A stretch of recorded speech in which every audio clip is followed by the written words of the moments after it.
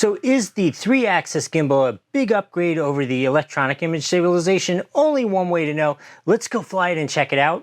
So while you watch me fly and you can see what the image looks like from this and make some of your own decisions, let's talk about some of the features that you want to know about. It is a sub 250 gram drone, which means you don't have to register it with the FAA, but I do believe you're not going to be sacrificing any kind of quality because it's so lightweight. It is foldable, it is GPS enabled, shoots in 4K, and in addition to having that 3-axis stabilized gimbal, it also has electronic image stabilization built into the camera itself.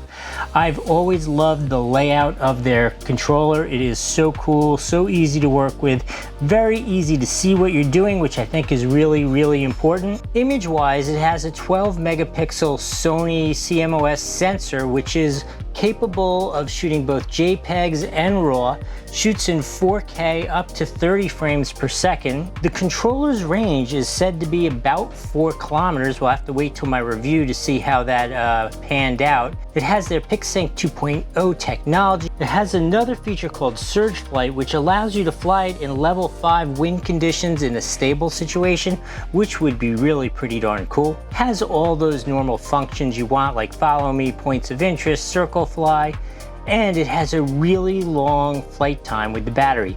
Each battery is supposed to last about 31 minutes. I don't know, take like 75% of that is normally your real world experience. All right, what do you say we go back and see what the review is? Okay, we are back. You've seen it fly, you've seen what the image looks like. I actually haven't seen it yet, I've only seen it on the display, and it did absolutely look astounding for what this is.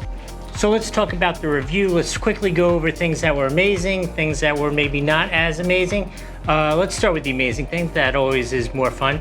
Ease of use is outstanding. You simply plug into the remote, which this form and function of this remote is one of my favorite styles out there. Works great. I did say that it's massive and pretty much any phone would fit. Well, my phone, I have a Galaxy S21 Ultra that I use for this kind of stuff, and it was just barely fitting in there, but totally fit in there fine. So life is super easy when you want to use it. You simply put the battery in, connect the two, takes 2 seconds, goes up pretty quick. It's a little slow connecting to enough satellites, but it gets it done. And then the other thing, which is a little annoying, is every single time you fly it, it says make sure that the battery is fully inserted in. Otherwise, it's going to fall out while you're in the air, and that won't be good. But short of that, easy to get it up in the air and flying. Flies great, definitely. The flying is really one of its strengths, really flew very well. Let's talk about something that's a positive and a negative at the same time. Obviously, the big update here is the 3-axis gimbal, which I find keeps the image really stable. The quality of the gimbal's stability was outstanding. The one thing that was a little wonky is every once in a while the horizon gets a little out of joint and it doesn't really kind of correct itself. If you move the drone around a little bit or adjust the fine tuning, you can correct it out. I'm assuming firmware update as we go forward will correct that. That was the only issue with it. The smoothness and the quality was great. My super favorite thing, this is my super favorite thing of all of them, is the fact that there is no geofencing, right? So we as adults and intelligent people have to be responsible for whether we're gonna fly at 400 feet or whether you're gonna fly at 800 feet, whether it's okay there or not. The drone tells you all the time, don't fly near the airport.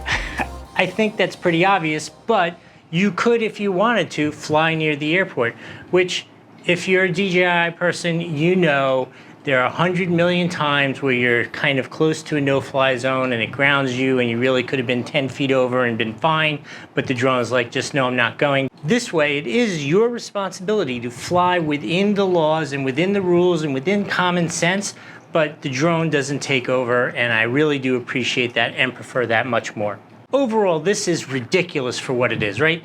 This is not for a professional videographer buying a drone to do aerial videos. This is for an advanced beginner who wants to be able to like go on vacation and get great video while they're on a vacation. It's under that 250 grams. You can fly it anywhere that you're allowed to fly a drone. Don't have to register it. And the image quality is absolutely outstanding. The features and ease of use, absolutely outstanding. So I'm gonna say for an advanced beginner drone, it's not everything, nothing is ever perfect, especially in this range, but this is so close to perfect, it's crazy. Definitely amazing if you're looking for a drone for an advanced beginner or somebody, or if you're an adult and getting your first drone and you want something, this is definitely one that I would highly recommend. I hope that was helpful. If you want to see the unboxing, let's go do that now. Okay, so you saw it fly, you heard the review, now you're still here, you want to see the unboxing and what's inside here. Let's do that. This is the past, so I'm a little jealous that you've seen it fly. I've gotten to play with it in your world. My world, I haven't even gotten into the box yet here. So let's see what's inside here.